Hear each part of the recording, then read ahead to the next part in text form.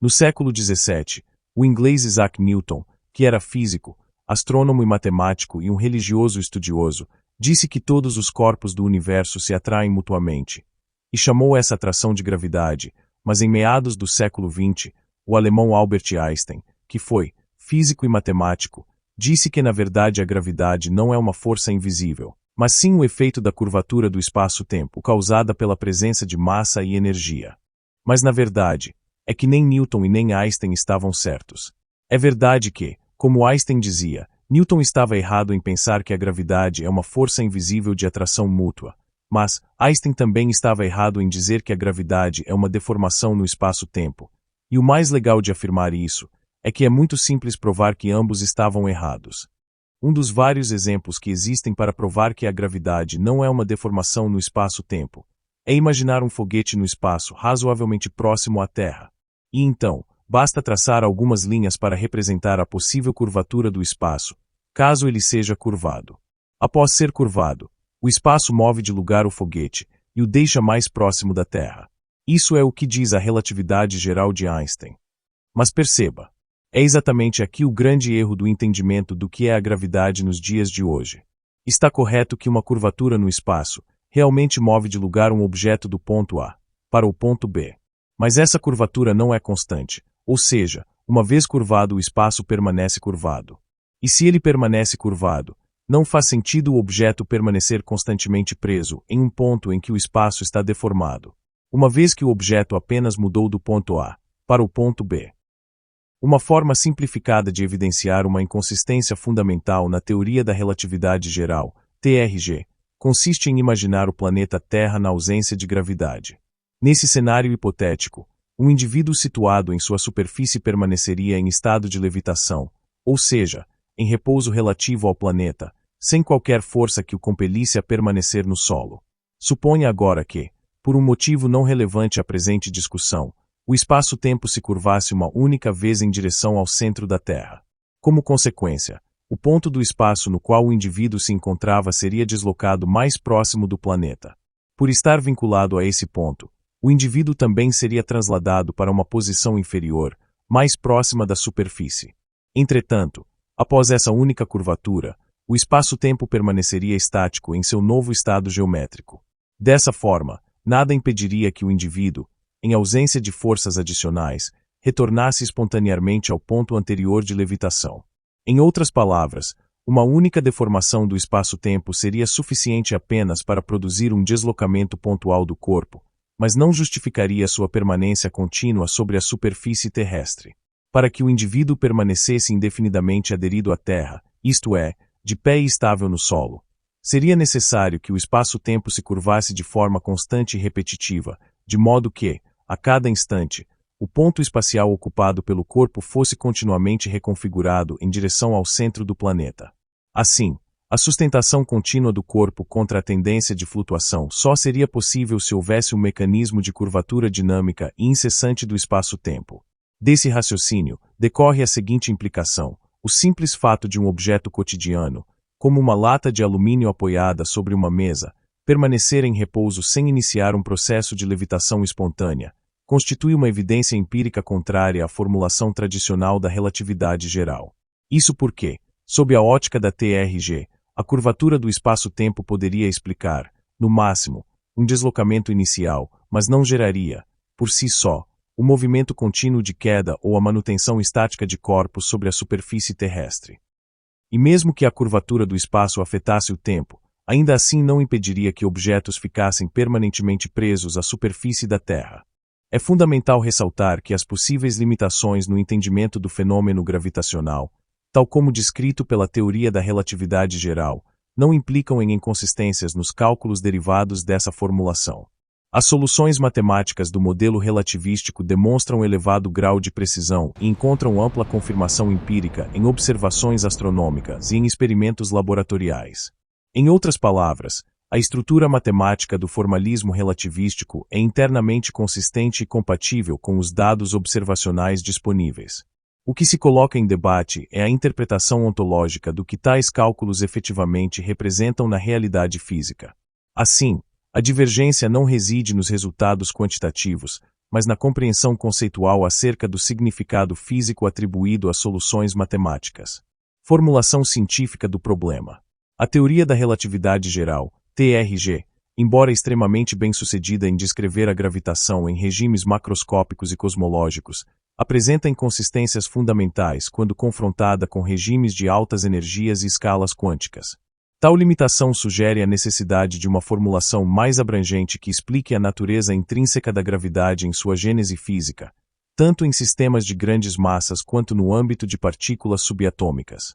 A questão central pode ser assim formulada: qual é a realidade física subjacente que torna a gravidade possível em sua formação fundamental, e de que modo ela atua desde o nível quântico até as escalas cosmológicas? A resposta a essa questão não apenas representa a chave para a formulação de uma teoria quântica da gravitação, como também possui implicações diretas para a compreensão da natureza da matéria escura e da energia escura, elementos que compõem a maior fração do conteúdo energético do universo e permanecem sem descrição satisfatória no arcabouço atual. Relevância científica. O esclarecimento da verdadeira origem da gravidade ultrapassa a dimensão de uma mera extensão da relatividade geral. Trata-se de um problema de ordem ontológica e estrutural, cuja resolução possibilitaria a unificação entre mecânica quântica e relatividade geral. A explicação consistente do papel da gravidade em interações subatômicas, onde sua contribuição é desprezível no modelo atual. A determinação da constituição física da matéria escura e da dinâmica da energia escura, cujos efeitos gravitacionais são observados mas permanecem sem uma descrição fundamental clara. E com o objetivo de corrigir as limitações conceituais e estruturais presentes na teoria da relatividade geral, propõe uma nova abordagem para a compreensão dos mecanismos fundamentais que possibilitam a existência da gravidade. Esta proposta busca descrever, de forma coerente e fisicamente consistente, como o fenômeno gravitacional se manifesta em escalas subatômicas, e elucidar sua interação com os constituintes elementares da matéria. Além disso, pretende-se oferecer uma interpretação realista para a natureza e o papel da energia escura e da matéria escura no contexto cosmológico, bem como propor uma explicação para a verdadeira causa da expansão do universo. Imagine uma partícula fundamental em um estado de superposição entre a existência e a não existência, ou seja, uma entidade quântica que flutua entre ser e não ser. Se duas dessas partículas teóricas colidiram, o ato da interação teria feito o estado quântico colapsar para a existência, e por reação, uma imensa quantidade de energia seria liberada. Esse colapso primordial poderia ser interpretado como o evento inicial, o Big Bang. O nada seria um estado quântico de superposição máxima, onde a existência e a não existência coexistem probabilisticamente. O universo surgiu quando essa simetria se quebrou.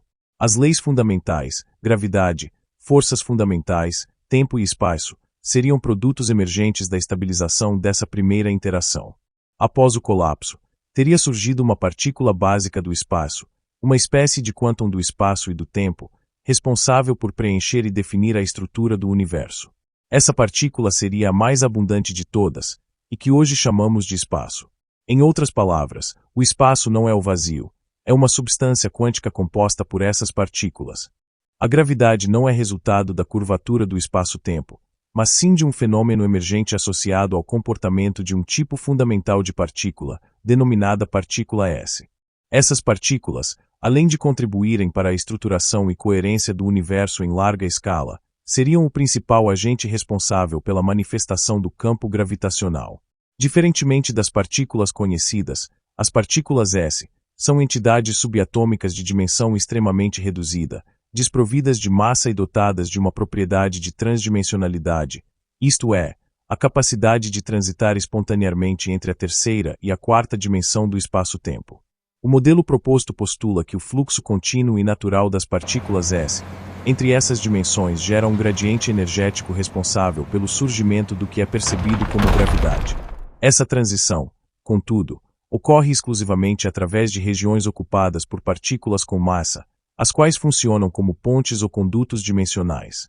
Durante o processo de migração das partículas S para a quarta dimensão, ocorre uma interação de acoplamento entre o fluxo das partículas S e as partículas massivas. Como apenas as partículas S possuem capacidade transdimensional, as partículas com massa não completam a transição e permanecem confinadas no ponto de interseção dimensional. Esse confinamento induz uma força vetorial resultante, orientada em direção ao ponto de fluxo, que se manifesta macroscopicamente como o efeito gravitacional. Vou explicar como é a formação da gravidade de uma forma simples e lúdica. Nesta imagem, podemos ver alguns barquinhos de papel nas águas de um rio, e na frente dos barquinhos, uma grade que forma um tipo de barreira, que não deixa os barquinhos atravessarem. Nessa imagem, o rio representa a partícula S, que formam todo o espaço que conhecemos. E os barquinhos de papel representam partículas com massa, e a grade também representa partículas com massa. O lado de trás da grade representa a quarta dimensão, e o lado da grade que estão os barquinhos representa a terceira dimensão. Após o rio se movimentar em direção à grade, os barquinhos que estão no rio são levados também em direção à grade por estarem no rio.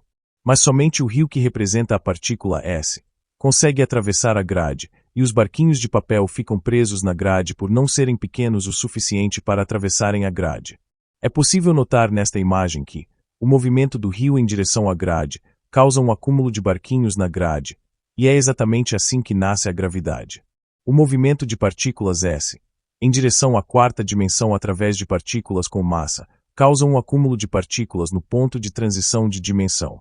E esse ponto de transição de dimensão são as próprias partículas com massa. Daí surge o efeito de todas partículas com massa parecerem se atrair. Mas na verdade elas não se atraem, elas apenas estão sob domínio das partículas S que as levam em direção à quarta dimensão. Com essa informação, é fácil explicar como a gravidade atua em níveis subatômicos e por que grandes massas se formam no espaço. Pequenas partículas com massa têm um pequeno fluxo de partículas S. E à medida que ocorre um acúmulo de partículas umas com as outras, maior o fluxo de partículas S, naquela região, logo, aquele acúmulo terá uma atividade gravitacional maior. Quanto maior a massa, maior o fluxo de partículas S, que fluem por aquela massa. E quanto maior o fluxo de partículas S, obviamente maior será a gravidade naquela massa. E a existência da partícula fundamental denominada partícula S é responsável não só pela geração do campo gravitacional, mas também pelo surgimento da energia escura. Essa partícula possui a capacidade de interagir de forma multidimensional, especialmente através de transições entre a terceira e a quarta dimensão espacial. No momento que uma partícula S atravessa o limite entre a terceira e a quarta dimensão, ela se aloja permanentemente na quarta dimensão e perde a capacidade de retornar. Essa migração gera uma dilatação geométrica na região correspondente da terceira dimensão e afeta a métrica local do espaço. A acumulação dessas dilatações microscópicas, produzidas por inúmeras partículas S, que se transferem para a quarta dimensão, manifesta-se macroscopicamente como uma expansão isotrópica do espaço tridimensional, isto é, uma expansão uniforme em todas as direções. Tal fenômeno explica a expansão cósmica observada e, em particular, o aceleramento da expansão do universo, usualmente atribuído à energia escura. Essa dilatação dimensional, no entanto, é escala-dependente. Em pequenas distâncias, como entre corpos dentro de sistemas estelares, os efeitos são praticamente nulos, mas em grandes distâncias, como entre galáxias ou aglomerados galácticos, a densidade relativa de partículas S, alojadas na quarta dimensão, torna-se significativa e a expansão do espaço se torna observável. Assim, a expansão do universo é imperceptível localmente, mas evidente em escalas cosmológicas, o que condiz com as observações astronômicas. A chamada energia escura, portanto, não seria uma forma de energia distinta ou desconhecida, mas sim o efeito coletivo produzido pelas partículas S, que permanecem confinadas na quarta dimensão. A diferença de densidade entre partículas S, na terceira dimensão e aquelas aprisionadas na quarta cria um gradiente de dilatação espacial que se propaga de forma homogênea, gerando o comportamento expansivo característico do espaço em grande escala. Quanto maior a distância entre dois corpos cósmicos, maior é a quantidade de partículas S, quadridimensionais existentes entre eles, que resulta em uma expansão mais intensa, fenômeno que explica o aumento da taxa de afastamento das galáxias conforme sua distância, como previsto pela lei de Hubble firmado por observações modernas. Os buracos negros desempenham um papel fundamental nesse processo. Devido à sua enorme concentração de massa e extrema gravidade, funcionam como portais gravitacionais capazes de induzir um fluxo massivo de partículas S, da terceira para a quarta dimensão. Esse fluxo intensifica localmente a densidade de partículas S quadridimensionais e, por consequência, aumenta o grau de expansão do espaço ao redor, contribuindo de forma decisiva para a expansão global do universo. Assim, os buracos negros seriam os principais catalisadores cósmicos da energia escura, determinando o ritmo e a intensidade da expansão universal. Em síntese, a teoria S propõe uma unificação conceitual entre os fenômenos da gravidade e da expansão cósmica acelerada, sugerindo que ambos emergem de uma mesma entidade física, a partícula S. O confinamento dessa partícula na quarta dimensão gera deformações acumulativas no espaço tridimensional, que se manifestam como o fenômeno da expansão cósmica observado atualmente. Investigações futuras deverão concentrar-se no desenvolvimento de um modelo matemático formal baseado em geometria diferencial quadridimensional e teoria de campos estendidos, de modo a descrever quantitativamente a relação entre a densidade de partículas S, a dilatação local do espaço e a taxa de expansão cósmica. Essa abordagem poderá oferecer uma nova via para compreender na totalidade a origem e a natureza da energia escura, bem como o papel fundamental das dimensões superiores na estrutura do universo. E assim como a gravidade e a energia escura deriva-se da existência de uma partícula, a matéria escura também assim o é, mas de uma forma integral, denominada partícula N. É a segunda classe de partículas fundamentais sem massa, formadas nos estágios iniciais do universo, antes da geração das partículas radiativas primordiais, como os fótons. Essas partículas N são não reagentes, ou seja, incapazes de interagir por meio das forças fundamentais conhecidas, eletromagnética, forte ou fraca, e apresenta apenas interações gravitacionais detectáveis em larga escala. E por essa razão elas constituem a maior fração da matéria, cuja presença é inferida unicamente por seus efeitos gravitacionais sobre galáxias e aglomerados cósmicos. As partículas N são entidades subfotônicas, ou seja, menores que o fóton em escala energética ou dimensional, porém não tão pequenas quanto as partículas S, que possuem a capacidade de atravessarem livremente a matéria com massa. Essa diferença de escala faz com que as partículas N não apresentem as mesmas propriedades de penetração das partículas S, embora também não interajam com a radiação de forma alguma e permanecem completamente invisíveis a qualquer detecção eletromagnética. Assim, comportam-se como partículas fantasmas, transparentes às forças convencionais, mas dotadas de influência gravitacional efetiva. Uma característica relevante das partículas N é sua relação dinâmica com as partículas S. As partículas S exercem sobre as N um arrastamento direcional em direção a uma quarta dimensão espacial, e associada a uma curvatura adicional do espaço. Entretanto, esse arrastamento seria extremamente limitado e ocorre apenas para uma fração mínima das partículas N, de modo insuficiente para gerar aquecimento, energia residual ou perda de estabilidade. Além disso, as partículas S não possuem capacidade de atravessar as N. O acoplamento ocorre apenas por movimento relativo e não por penetração estrutural.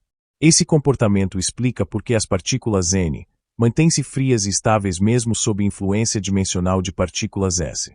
Do ponto de vista cosmológico, diferentemente das partículas S, as partículas N não se acumulam no centro das grandes massas, como buracos negros ou núcleos galácticos, mas tendem a se concentrar nas regiões periféricas das estruturas gravitacionais, formando halos extensos ao redor de galáxias e aglomerados. Essa distribuição periférica coincide com observações astronômicas que indicam a presença de grandes quantidades de matéria invisível nas bordas das galáxias, responsável pelas anomalias nas curvas de rotação e pela coesão gravitacional de sistemas galácticos. Assim, as partículas N estariam misturadas com a matéria, mas sem emitir ou absorver luz, sendo perceptíveis apenas pelo efeito gravitacional coletivo que exercem. Por possuírem dimensões semelhantes, mas ligeiramente superiores às das partículas S, as partículas N sofrem influência mínima das S, o que lhes garante estabilidade e uniformidade em escala cosmológica. Ainda que não tenham massa de repouso, o comportamento gravitacional das partículas N pode ser entendido como um efeito emergente da densidade e da distribuição espacial dessas partículas no tecido do espaço. Essa densidade energética cria curvaturas gravitacionais equivalentes às produzidas por matéria massiva, justificando a designação de matéria escura como manifestação macroscópica da presença das partículas N. Em síntese, As partículas N são uma nova classe de entidades fundamentais sem massa, não reagentes e gravitacionalmente ativas, cuja origem remonta ao início do universo. Sua alta abundância, invisibilidade eletromagnética e comportamento gravitacional coletivo as tornam essencial para definir a estrutura e textura do universo. Embora indetectáveis diretamente por instrumentos baseados em radiação, suas manifestações podem ser inferidas por meio de observações gravitacionais, dinâmicas galácticas e modelagens cosmológicas, e oferece uma nova perspectiva sobre a composição invisível do cosmos. E assim, a partícula S é responsável pelo surgimento da gravidade e diretamente atuante na expansão do universo, e exerce grande influência na ação da matéria escura. E é fácil entender por que podemos simplesmente desligar a gravidade a qualquer momento, de forma extremamente simples e até divertida. E por que a gravidade é tão fraca em relação à força nuclear forte e à força nuclear fraca? E por que ela é diferente do eletromagnetismo?